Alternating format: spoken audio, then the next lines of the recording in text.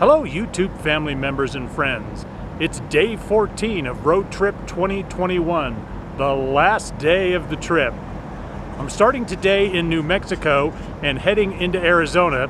I've got about 200 more miles of Route 66 to take you along, and I've got several stops planned, and maybe there will be a couple more along the way.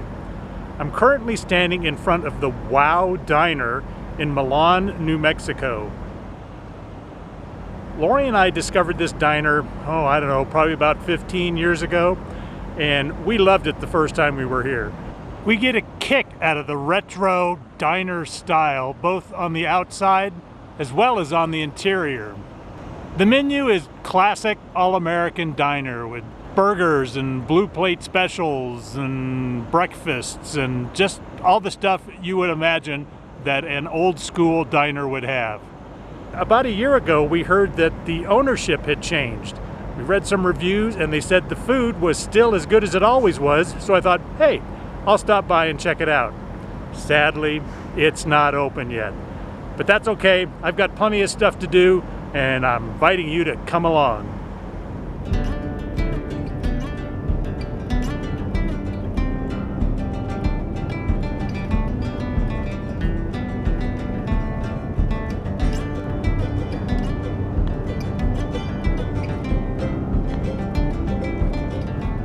I'm in Gallup, New Mexico on historic Route 66, standing in front of the iconic El Rancho Hotel.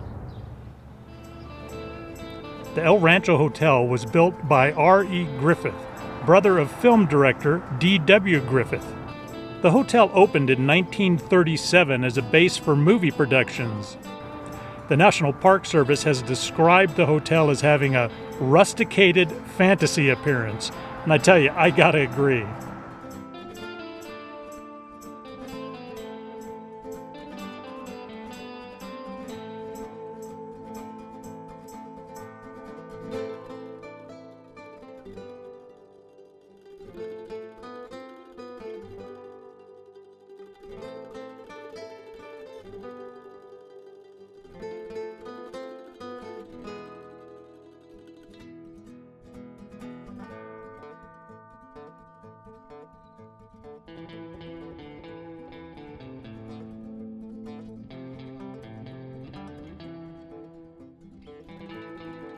The brothers encouraged early film production in the surrounding area for westerns and other movies.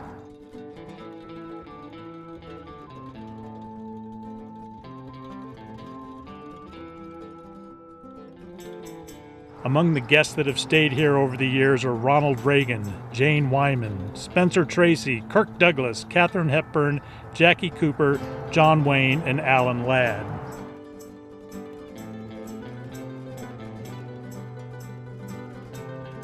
Many of the rooms are named for famous Hollywood movie stars.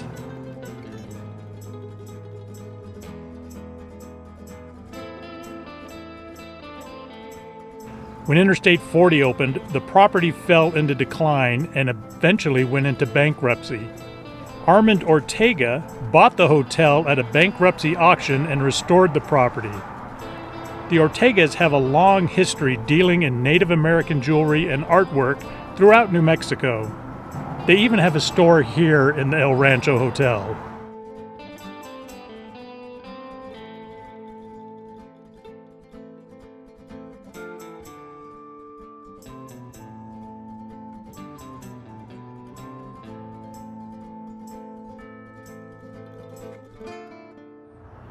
Okay, my mind is blown. I cannot even begin to describe what this place is like.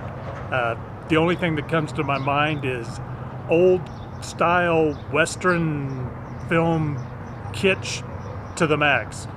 I also really like how the hotel has tried to include many references to Native American culture. Gallup is often affectionately referred to as the heart of Indian country. It sits on the eastern edge of the Navajo Nation and includes many Native American residents, including those from the Navajo, Hopi, and Zuni tribes. I just love this sign hanging over the front door that you see as you exit. And I really love what it says at the bottom. All our guests are stars. Thank you so much for being here. And then it's signed by the current owner, Armand Ortega. I gotta be honest, I hadn't planned on stopping here, but I saw a billboard on the highway, so I figured, what the heck, I'll swing by and see what it's like. I am so glad I did. This place is amazing. Well, now it's down the road to the next stop.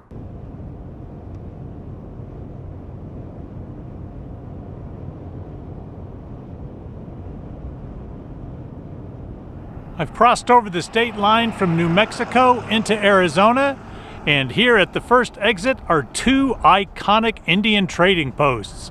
The Teepee Trading Post and the Yellow Horse Trading Post. The location of these trading posts is stunning. They sit at the base of this rock cliff face. This formation is typical of much of this part of Arizona.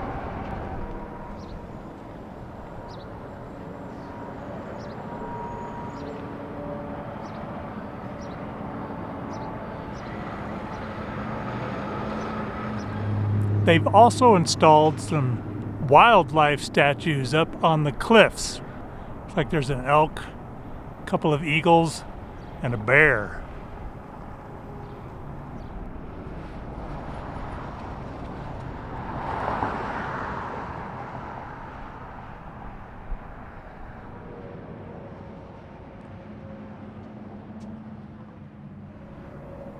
Here's some pieces of petrified wood. The Petrified National Forest is just a few miles down the highway from here. You can see the tree rings in here, though this is all solid rock. There is no wood at all left in these. You can also see the design of the tree bark.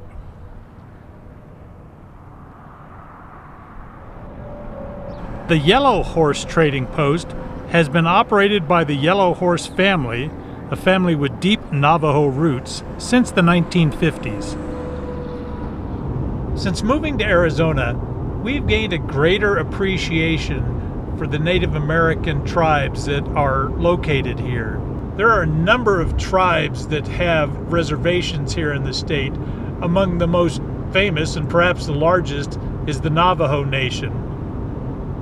It's always a treat to turn on the radio when we're driving in or through the Navajo Nation and listen to the native radio stations.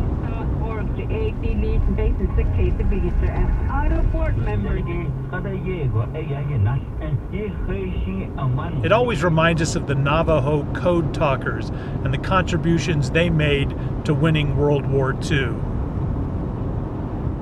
There are few things more iconic along historic Route 66 than the Wigwam Motel. One of the Wigwam rooms was actually listed on the National Register of Historic Places. This is the Wigwam number 6 that's actually listed on the National Register of Historic Places. In addition to the Wigwam rooms, they've even got a number of classic cars parked out in front of each of them.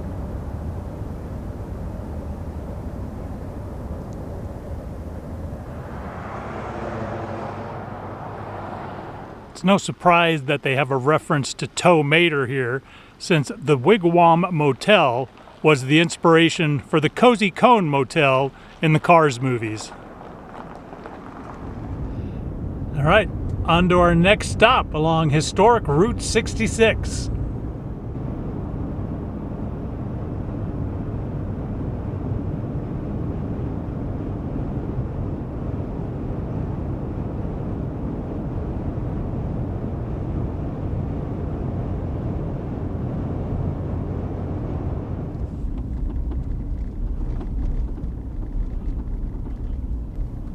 Like the sign says, here it is, the Jack Rabbit Trading Post. This sign served as the inspiration for the Curio Shop sign featured in the Cars movies. Of course, instead of the Jackrabbit logo, it has antique jalopies. The Jackrabbit Trading Post has been here since 1949. I just talked to the current owner inside, the granddaughter of the founder of the Jackrabbit Trading Post, and she said the only reason they were able to make it through the pandemic closure was the fact that they owned the building and the property and didn't have to make any rent or mortgage payments. Other than that, she's not sure they would have made it through. And that would have been sad. Of course, I gotta get a magnet. Here we go. I gotta get me a replacement t-shirt. My first one is like 7 or 8 years old. Gotta get a replacement. They also sell custom painted mileage marker signs. How far it is from wherever to the Jackrabbit Trading Post. They even have a giant jackrabbit you can sit on and get your picture taken. I don't think I'll do that today.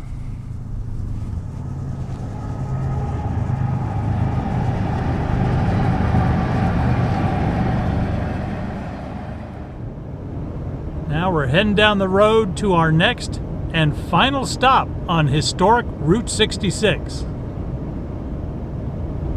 Not sure how well you can see this.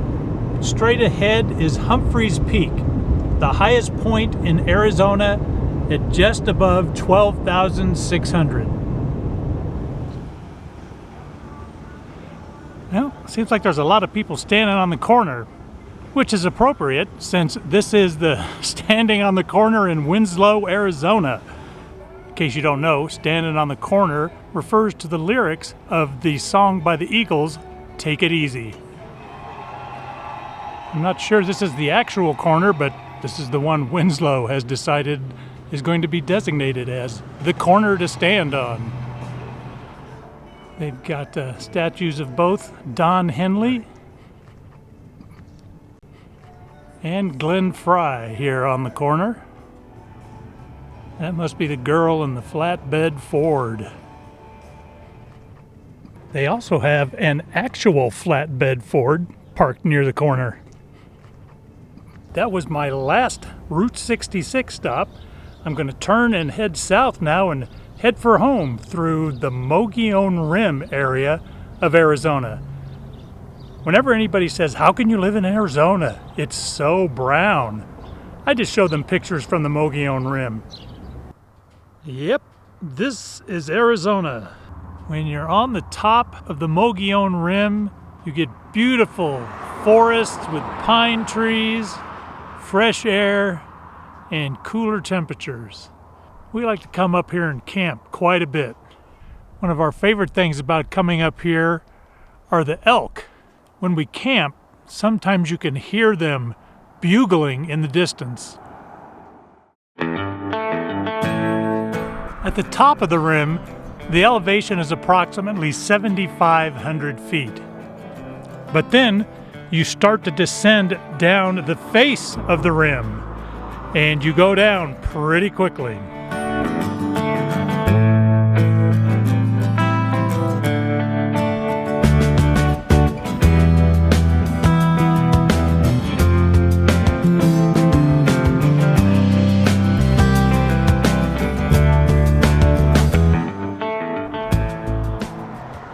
On your way down the rim, you pass through the charming twin communities of Strawberry and Pine. In Strawberry is the Strawberry Inn, a small boutique hotel. Lori and I, along with our granddaughter Ryan, stayed here a couple of summers ago. I'll put a link to that down below.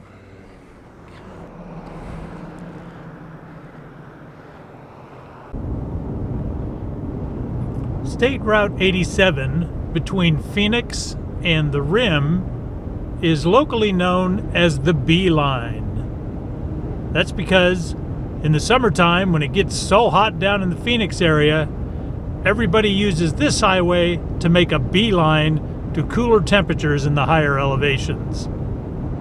It's a good idea. We've done it a few times ourselves. Hello, future Mike and Lori here. I was so excited to get back home that we completely forgot to close an outro for that last episode of the vlog, which actually works out really well because now we have a chance to do a recap and share our thoughts about the whole trip. What was your highlight of the trip for you? Well, the obvious highlight was getting to spend time with family. New grandbabies, kids, aunts and uncles and cousins, my dad. So that was number one. That was a great opportunity to be able to do that. So that was, I think, for both of us the highlight. Yeah. What was your favorite place to go? Oh, favorite place? Let me think about it. Waco. Yeah, I didn't Magnolia. I can't believe she took that long to answer that. No, I was just kidding. It was amazing to go to Waco and to see the Magnolia, the silos was my favorite. Was it everything you expected? Everything and absolutely more. Yeah. I don't know that I've stopped baking since I've gotten home. That's true. It's been just a bake fest. That's true. Lots of new recipes from Joanna, and they're actually really good and they're easy to follow. They're not too complicated. Oh my goodness, for me they're wonderful. Yeah, they worked out really well. I mean, I liked going there, but I think once I got there, I was even more impressed. They have done an amazing job with not just the stores and the quality of the stores, that's sort of a given, but the whole ambiance with the baseball park and the food trucks and the big open grassy areas. I could see people just going there to spend the day, and I think we saw a lot of families just there, just hanging out for the day. So yeah, that was a lot of fun. Also in Texas, which Lori got to experience, was our first trip. Very first. To Buc-ee's. Wow. We thought, really? People are that excited about a gas station, convenience store? It's so much more. Yeah. If you haven't watched that episode, you need to go back and watch that episode. I got to go twice because I got to visit again after Lori flew back from Dallas. So I got a double dip to Buc-ee's. But I think other than that, meeting family and going to Buc-ee's, I just really enjoy seeing the country, seeing those parts of the country that aren't big cities, that you never see when you're flying somewhere. That's why they call it flyover country. But there's so much beautiful open space, small towns, so much Americana, and that was exciting to see. Plus to relive some of my childhood memories, going up and down Route 66, visiting some places that I'd been to before and remember from family vacations, and stopping by a couple new places. So that was a lot of fun for me too. But the whole trip was just so amazing. Such a blessing. Glad that we got to do it and had the opportunity to take you along with us. So as always, we thank God for all the blessings that He gives us, not just for our good, but ultimately for His glory.